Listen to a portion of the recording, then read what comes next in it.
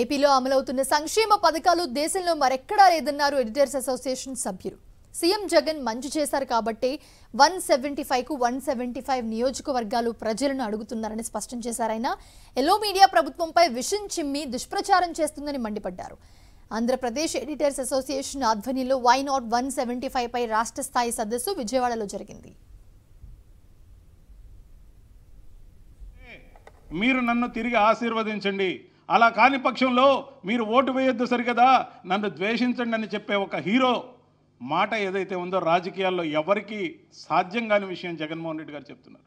In comparison to that ప్రతిపక్షాలు ప్రభుత్వాన్ని దుమ్మెత్తిపోసి విషపత్రికలు ఈనాడు ఆంధ్రజ్యోతి ద్వారా విషం చిమ్మి ఒక్క అక్షరం కూడా ప్రభుత్వం అధికారంలోకి వచ్చినప్పటి నుంచి చేసిన మంచి పనుల గురించి ఒక్క అక్షరం ముక్క రాయకుండా ప్రతి అక్షరంలో విషం చిమ్ముతూ ఈ ప్రభుత్వాన్ని నెగటివ్ పబ్లిసిటీ ద్వారా చంద్రబాబుని అధికారంలోకి మళ్ళీ తెచ్చుకోవాలనే కోరికతో ఉన్నారు.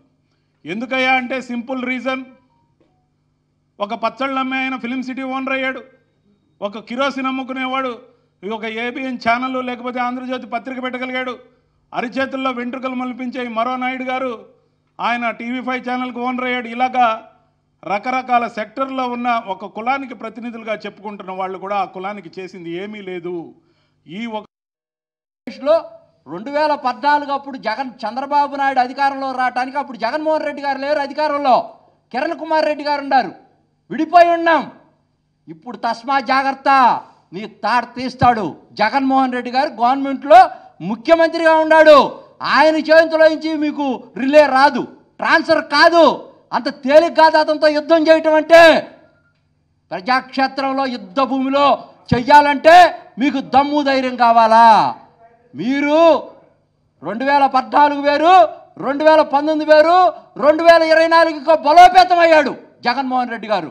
వై నాట్ 175 అనేది ఖచ్చితంగా గెలవటం ఖాయం, రేపు గవర్నమెంట్ రావటం ఖాయం. 170 స్థానాల్లో గెలుపొందుతాను, ఎందుకు సాధ్యం కాదు అని ప్రశ్నించడం.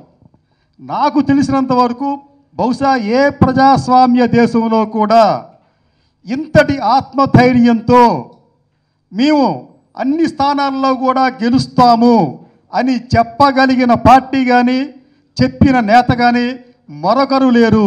ఈవెన్ మోడీ గారు కూడా ఏం చెప్తారంటే, నేను అత్యధిక స్థానాల్లో గెలుస్తాను, మెజార్టీ వస్తుంది, 350 వస్తాయి అని చెప్తారే తప్ప అన్ని స్థానాల్లో గెలుపొందుతామని చెప్పిన నాయకుడు పార్టీ ఎక్కడా లేదు. ఇది జగన్మోహన్ రెడ్డి గారి అహంకారానికి కాదండి, ఆత్మస్థైర్యానికి అది నిదర్శనం.